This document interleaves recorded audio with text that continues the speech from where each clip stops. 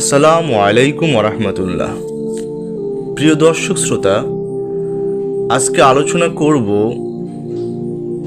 কাজ ৩ প্রকার এবং এক ব্যবসায়ীর আজব ক্ষতি সম্পর্কে।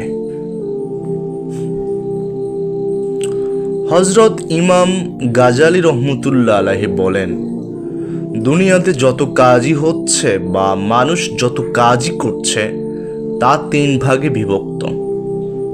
প্রথমত, কাজটা হবে কল্যাণকর ও মঙ্গলজনক, চাই সে কল্যাণ দিনই হোক বা দুনিয়াবি।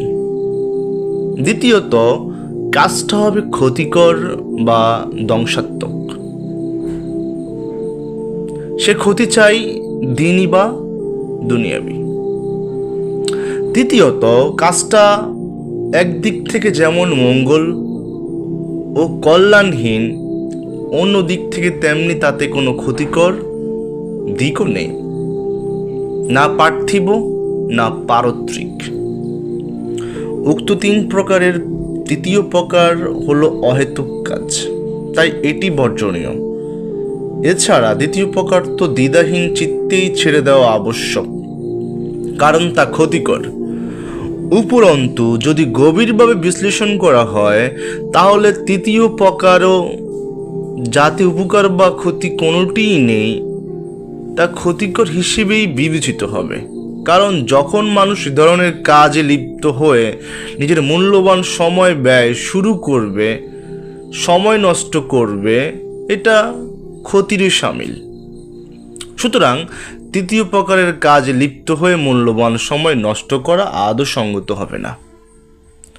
দৃষ্টান্তস্বরূপ বলা যেতে পারে, এক ব্যক্তি একটি দ্বীপে প্রবেশ করল, সেখানে স্বর্ণের একটি স্তূপ রয়েছে।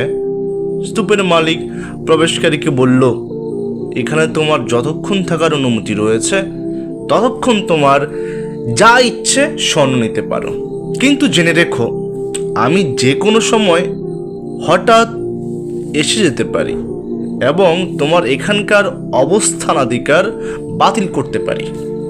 আর এও জেনে রেখো বাতিলের পর তুমি আর এক বিন্দুও স্বর্ণ উঠাতে পারবে না।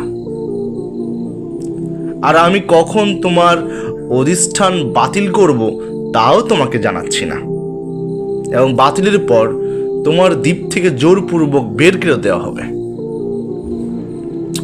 শুধু একটু ভেবে দেখুন তো, উক্ত পরিস্থিতিতে প্রবেশকারী ব্যক্তি কি একটি মুহূর্ত অযথা বিনষ্ট বা নষ্ট করবে?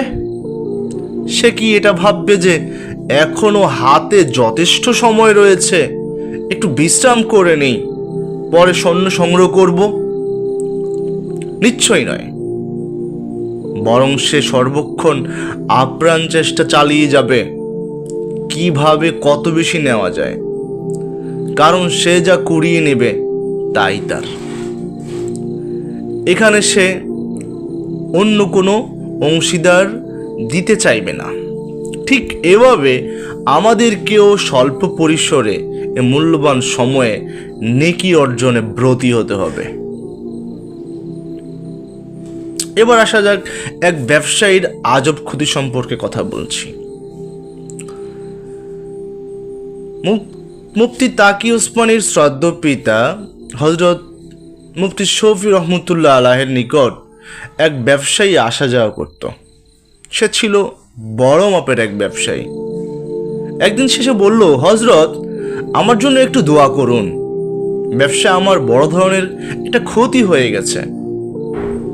মুফতি শফি সাহেব বললেন, তার ক্ষতির সংবাদে আমি অত্যন্ত ব্যথিত হলাম। তাকে জিজ্ঞেস করলাম, ভাই, কি পরিমাণ ক্ষতি হয়েছে? সে বলল, লাখখানেক। এরপর বিশ্লেষণ করে দেখা গেল তার নির্দিষ্ট লাভের চেয়ে বাড়তি প্রায় আরো 1 লাখ টাকা আসার কথা ছিল, কিন্তু তা আসেনি। এটাকেই সে বড় ধরনের ক্ষতি বলে প্রকাশ করছে।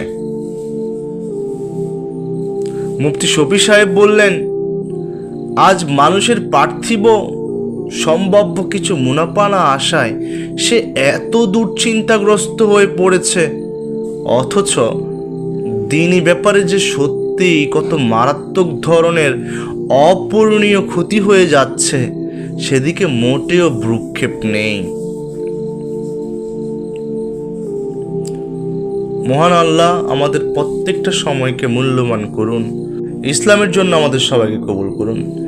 এই প্রত্যাশা রেখে আজকে আলোচনা এখানেই শেষ করছি। আল্লাহ হাফিজ।